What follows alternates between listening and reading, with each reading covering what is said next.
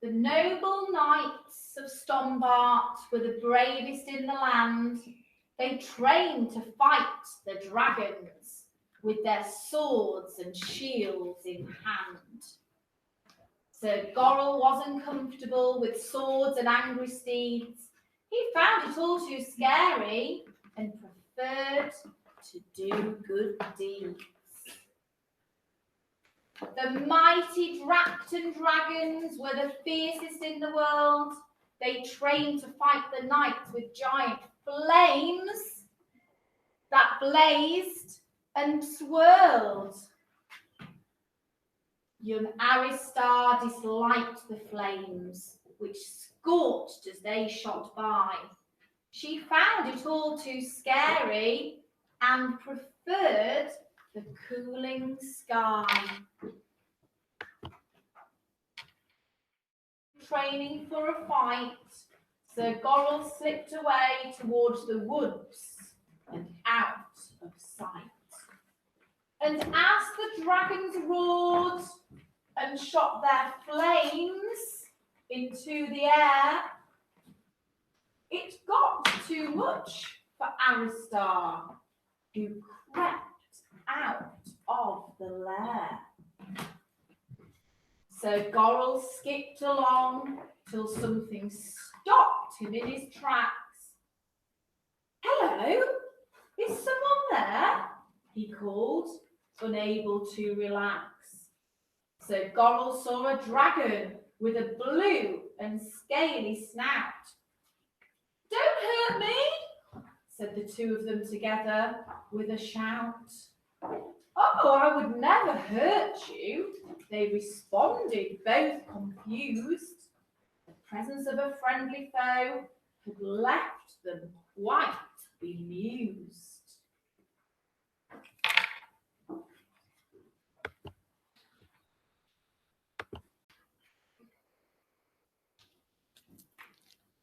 "Don't worry," said Sir Gorrel.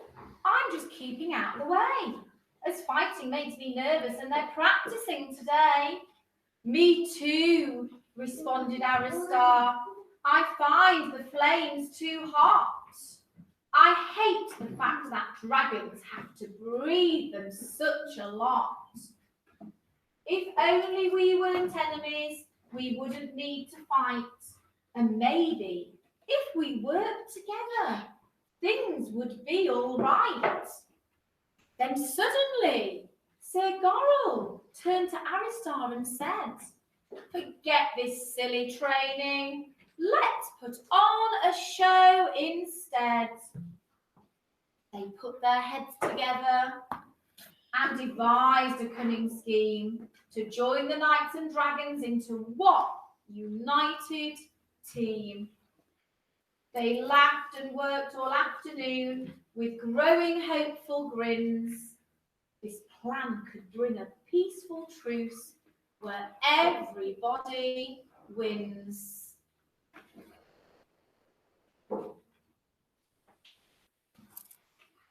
They headed for the castle where the knights all gazed in shock. "How did you catch a dragon?" asked the biggest knight, Sir Jock. "I didn't," said Sir Gorrel. "She's not scary, she's my friend. We've come up with a plan to bring our squabbles to an end." Then Aristar took flight, and as she did, their plan was clear. The banner flew behind them and Sir Gorrel gave a cheer. The message in the sky said, "Knights and dragons all unite. Join forces for a friendship-building talent show tonight."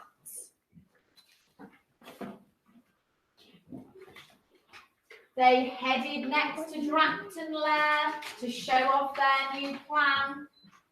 The dragons shouted, "Aristar, how did you catch this man?" "I didn't," she responded. "He's not scary, he's my friend. We've come up with a plan to bring our squabbles to an end." Then Aristar flew back towards the village from the woods and headed for the castle where the great arena stood. They worked until the sun went down and left a dusky glow. preparing all the things they need for putting on a show.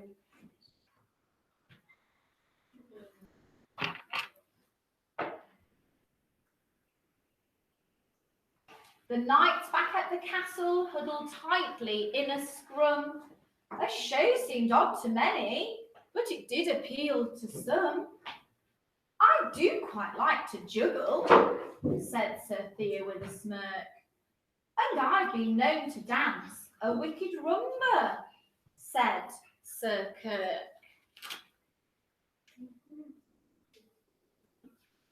The dragons back at Dracton were all huddled in a scrum.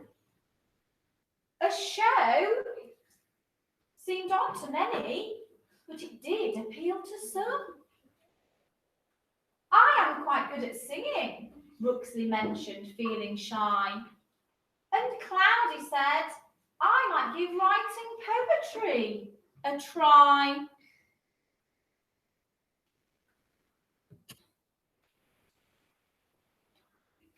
Sir Gorrel sat with Aristar upon the empty stage. The audience consisted of a donkey and a page. At least we tried, said Aristar. I guess they just don't care. But then, as she was talking, raucous laughter filled the air. They looked up to the sky and saw the most amazing sight. A host of flying dragons, each one carrying a knight. Sir Theo called, I guess we can give this thing a go. It's worth a try, called Maddox. Now, let's get on with the show. The audience were captured by the Capella squires, and Maddox and Sir Trundlefoot did somersaults on wires.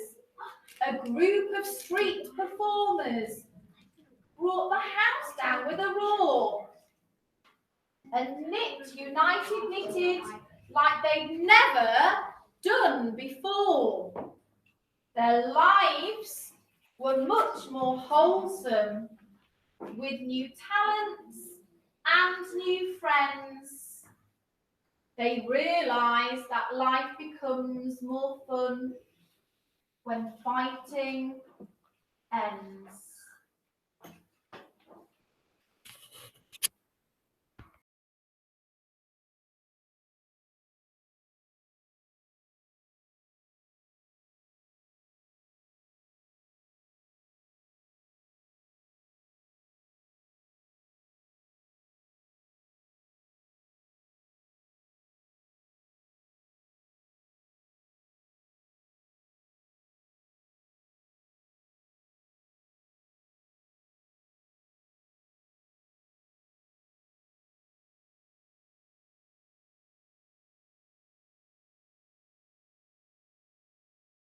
Dragons and Knights, a day out in Beverley.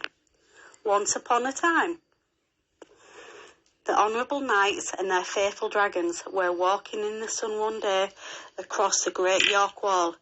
They were, of course, the bravest in the land, for their talents reached to even the furthest of lands.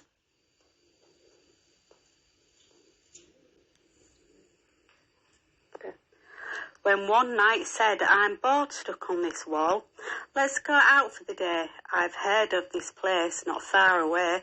Beverley, I think it is the name. So off they set along the dusty road, when up ahead a great building is seen. As the dragons bellowed from within, from where they were standing, a building so dim, for the minister covered in history from within.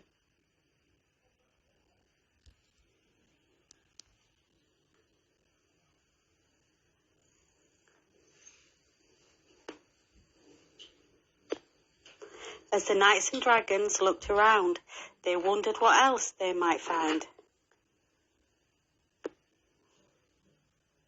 Up the Wednesday market, dragons by their sides, the knights ran up to see what's inside. For there is a shop where someone dines with bread in hand and a bit of wine. As the nights carry on a great arena becomes in sight. The dragons soar past, for they like a show, with a great roar as the message reads, a new talent show. And what do they see but the most wonderful of dancers that has ever been seen, standing on a tightrope just underneath. The dragons race back to the knights and explain up ahead is where they have been. Quick hurry indeed, for there's a show up ahead that needs to be seen. The knights run along ever so fast, they're met at the entrance at last. Here they get to their seats, and in front is a sight so very bright indeed, with fire and ice, oh, and even a choir.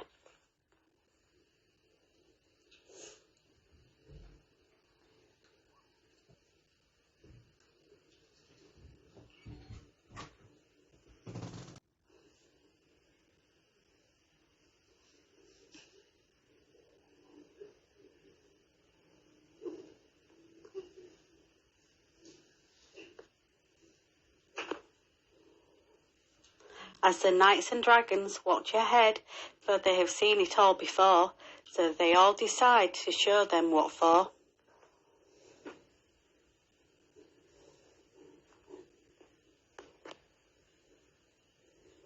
They leap from their seats into the air, they jiggle and dance, all in a trance, for in the sky looks quite the affair.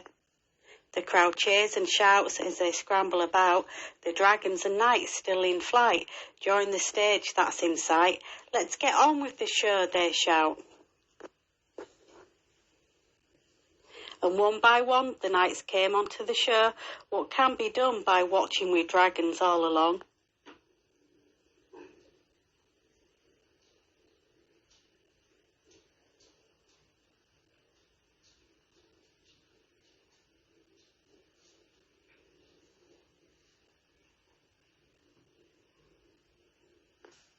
They carried on all night long till the night had come and gone.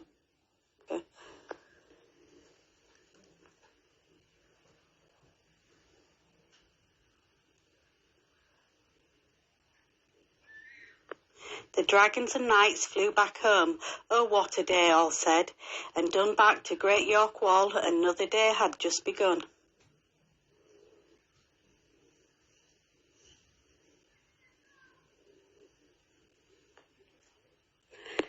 The end, New House, Beverley. Hope you enjoyed this.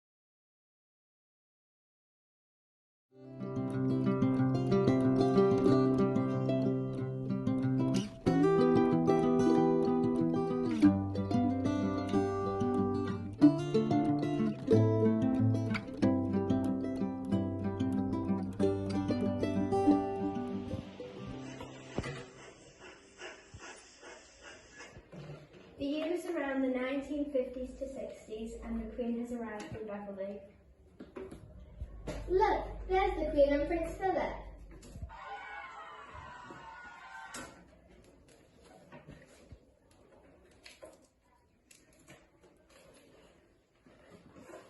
Hello, hello.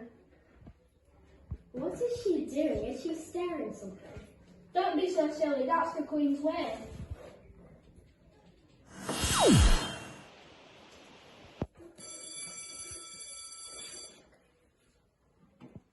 Okay, class, settle down. I'm going to run away from school. I hate it. Oh no, is that Mary's daughter running away from school? Roll up, the Beverley Parade is here.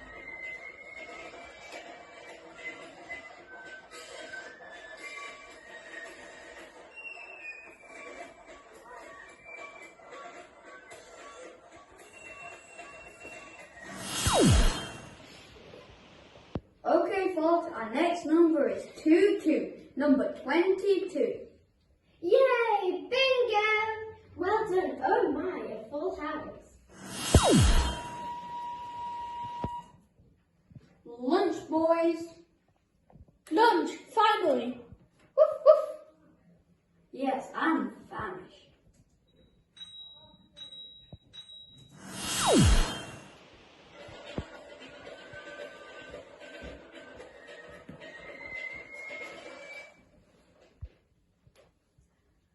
Phew, I'm so glad this whole war nonsense is finally over.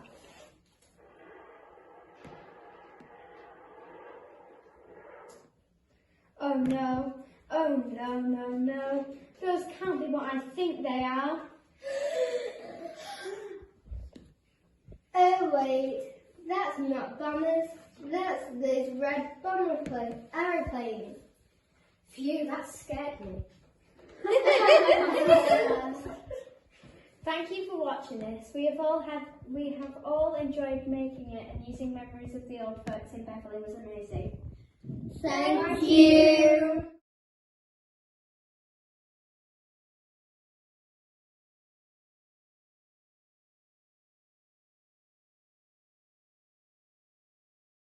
She'll be coming round the mountain when she comes. She'll be coming round the mountain when she comes.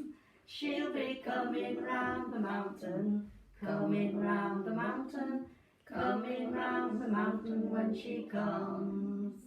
Singing aye aye yippee yippee aye. Singing aye aye yippee yippee aye.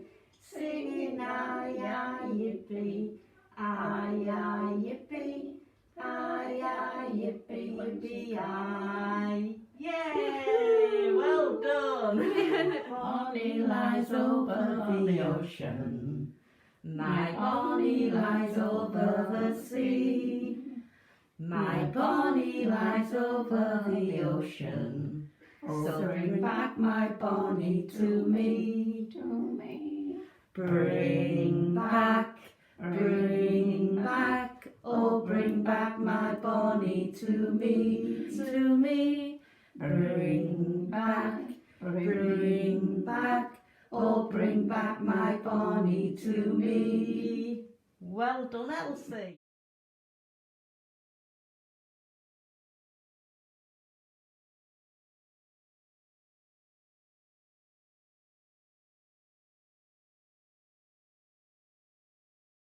We have been listening to the Beverley Minster Sanctuary stories and adapted the story of the murderer William Hall. We have modernised the story and imagined what it might be like if criminals could seek sanctuary in today's society. We hope you enjoy our story. Oh, you all right, love?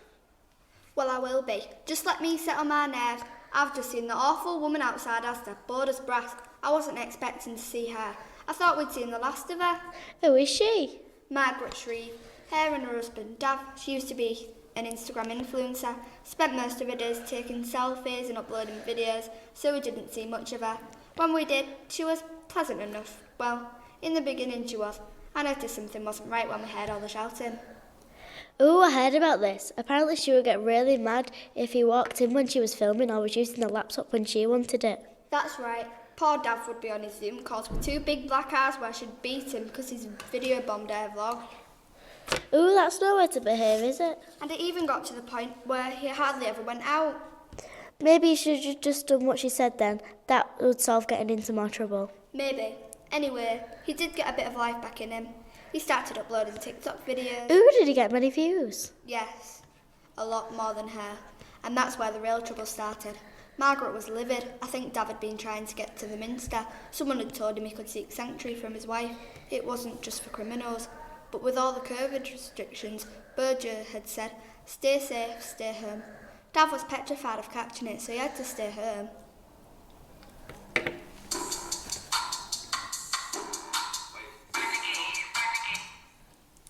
Ah, you've ruined my video. It took me ages to get that renegade move right. You're just jealous because my say-so is better than yours. What are you going to do about it? I'll show you what I'm going to do about it. Get in the car. response.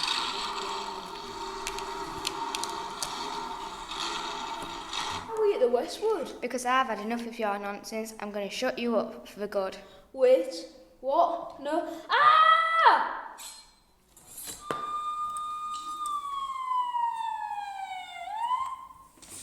Hello. What's all this then? I saw you speeding down 1079. What's all that red stuff in your car? Hang on a minute.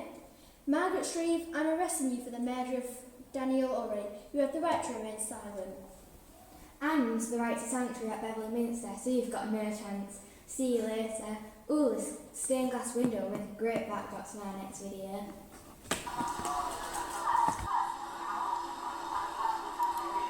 So she beat him to the minister for sanctuary then? Yeah, she knew what was coming to her, a lifetime in Hull prison, but she managed to get here. Our grief woman. Now she'll be cancelled from TikTok for good. Yep. Thank you for watching, and remember, you do not have to wait for an emergency situation to find help. If domestic abuse is happening to you, it's important to tell someone, and remember, you're not alone.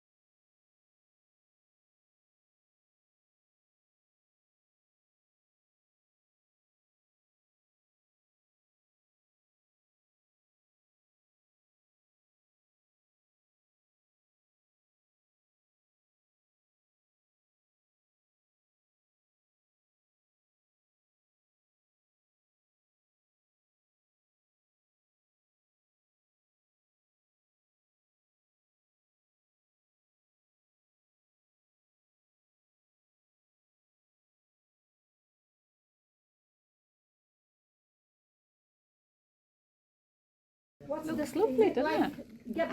It's so nice. When you, I just hope this doesn't go wobbly again, and then you'll be just a little bit. See what she says. Oh, sorry, Lisa.